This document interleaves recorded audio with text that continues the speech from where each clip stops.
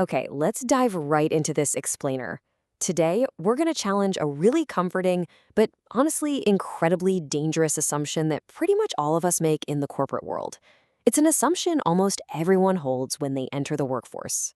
If you're a manager or maybe a management student getting ready to lead, you probably hold a pretty decent moral image of yourself, right? You don't wake up wanting to exploit your team or deceive your customers. You figure, hey, I'm a good person. My basic decency is a strong enough safeguard against doing something unethical. Well, history and the hard data on organizational behavior tell a much darker story. The uncomfortable truth here is that just recruiting nice, well-intentioned people absolutely does not guarantee ethical conduct. So here's our roadmap for this explainer. We'll start off by deconstructing that good person myth. Then we'll explore how completely mundane bureaucracy hides harm. After that, we'll analyze some massive real-world corporate failures, equip you with a concrete philosophical toolkit, and wrap up with a framework for seeing, judging, and acting. All right, Section 1, the good person myth. Let's look at why simply being a decent person isn't the shield you might think it is. What's really fascinating and frankly a little terrifying is that ethical failure almost never starts with some villainous, conscious decision to do evil. Most future managers don't picture themselves hiding bad data or demanding the impossible from their team. But that boundary between being a good person and doing a bad action, it is highly permeable. It usually kicks off with something totally ordinary. We're talking a tight deadline, a super rigid target, or just sticking to a familiar routine. It starts when a problem gets framed so narrowly that its human impact literally just disappears from view. Remember, as a manager, you aren't just there to hit results. You are actively designing the environment where other people have to make choices. Moving on to Section 2, how organizations hide harm. Let's agitate this problem a bit further by examining how organizations systematically, yet very quietly, dismantle that individual decency. Notice the absolute banality of bureaucracy here. Organizations mobilize resources at a massive scale, sure, but those exact same qualities enable serious wrongdoing. Take hierarchy. It lets everyone do their specific job while thinking, well, the board approved it, or hey, not my call, which completely diffuses responsibility. Then you have specialization. The engineers are hyper-focused on technical feasibility. The lawyers are staring at legal exposure, and the actual ethical meaning of the whole project just falls through the cracks. Add in corporate language. People aren't dismissed, their headcount is adjusted, which totally sanitizes the harm. And finally, intense targets. When you direct literally all focus to a single metric, moral questions just cease to even be noticed. This perfectly illustrates two very distinct psychological traps created by that bureaucracy. On the left, we've got ethical blindness. Think of this as that hyper-focus on metrics. You temporarily fail to even see the moral dimension of a decision because the whole situation has been framed solely as a commercial or technical problem. It's the sales manager asking how to hit a target, not if the method respects the customer. Then, on the flip side, there's moral disengagement. This is what happens when you do feel that twinge of discomfort, but you justify the harmful action to preserve your decent self-image. You start telling yourself things like, well, this deception protects jobs, or you spread the blame around the group. So blindness hides the problem entirely, while disengagement helps you justify it. Section 3, real-world corporate scandals. To see how these mechanisms play out in reality, let's step into the world of major corporate failures. When we read about massive corporate blowups, it is so incredibly tempting to just point the finger and blame it all on a few unusually greedy executives. But doing that is a huge trap.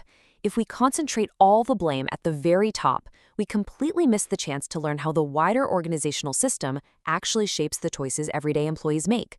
Horrible outcomes are frequently built out of small actions that look totally routine when viewed separately by the professionals executing them. Let's break down the anatomy of failure across 3 famous cases so we can see exactly what went wrong. At Enron, it was a toxic mix of incredibly complex financial practices and a culture of intense expectations. Accountants and analysts were only seeing tiny fragments of a much bigger hidden problem.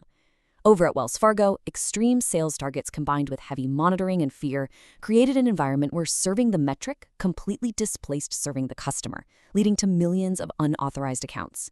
And at Volkswagen, ambitious organizational demands allowed a tough engineering obstacle to completely overshadow a massive public health and deception problem. The big takeaway here, targets, complexity, and technical framing systematically produced this massive wrongdoing. Personal decency was just way too weak a counterforce. All right, Section 4, Frameworks for Moral Judgment. Now that we understand the disease, let's talk about the cure by exploring normative ethics as a practical toolkit for managerial judgment. As management students and current leaders, you spend years getting educated in finance, strategy, and operations, right? Because you know good judgment in those fields doesn't just magically happen. You would never rely on unexamined intuition to run a complex corporate financial model.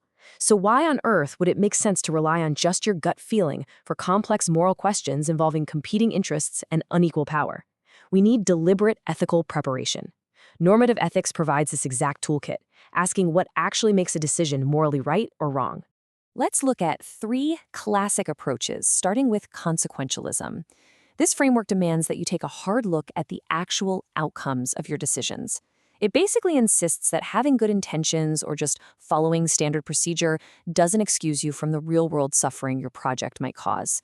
It forces you, as a manager, to evaluate what your actions actually bring about in the real world. But, of course, outcomes aren't everything. Our second lens is deontology. Think of this one as your boundary line. It asks what duties, rights, and moral boundaries absolutely must be respected. Deontology insists that a highly desirable outcome, like hitting a massive KPI, never automatically justifies the means. It's a reminder that human beings, whether they are your employees or your customers, cannot be treated merely as instruments to achieve an organizational objective.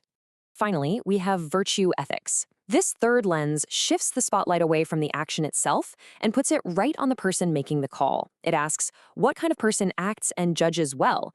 It directs your attention toward character, your habits, and practical wisdom. It's about having the courage and the humility required to make those really tough calls when there is no strict compliance rule or neat formula to tell you what to do. So, the real secret here is that you don't just pick your favorite one of these and ignore the rest. In practice, ethical management continually brings all 3 of these classic approaches together. A truly robust, defensible managerial decision is one that survives being examined from all 3 directions. You have to ask, have we taken the effects seriously? Are there means or sacrifices here that are morally unacceptable? And do we actually have the wisdom and the guts to act properly? Which brings us to Section 5, Seeing, Judging, and Acting. Let's pull this theory off the page and talk about how to actually integrate it into your daily corporate life. Okay, here is the absolute harshest reality of this entire explainer. Ethical analysis is not ethical action. You can produce the most elegant, perfectly reasoned ethical analysis using those frameworks, and it will be completely useless if you then just take the convenient, silent option because you're scared for your job or you want to show loyalty to the corporate hierarchy. Moving from textbook theory into reality is tough. You have to actively develop the capacity to act under highly imperfect conditions. Whether that means pushing back on an instruction, documenting a serious concern, or just slowing down a fast-moving decision. So when you boil it all down, your ultimate mandate as a leader really falls into 3 clear steps. First, see. You've got to recognize the moral dimension of a decision before the organization's framing makes it invisible. Second, judge. Use those ethical theories we just unpacked, talk it out with your team, look at the evidence, and determine your reasons. And third, act. You have to accept responsibility and follow through on your defensible judgment, especially, and this is the hard part, especially when the incentives and the hierarchy are pulling you in the exact opposite direction. I want to leave you with this final, really provocative thought from the source material. Remember, as a manager, you literally cannot escape making decisions that impact other people's lives. Refusing to examine the moral basis of those actions does not make your management neutral. It merely allows existing objectives, routines, and power dynamics to answer the ethical questions for you by default. If you don't actively choose your ethics, your organization's bureaucracy will silently choose them for you. So the question you have to ask yourself is, what kind of system will you choose to design?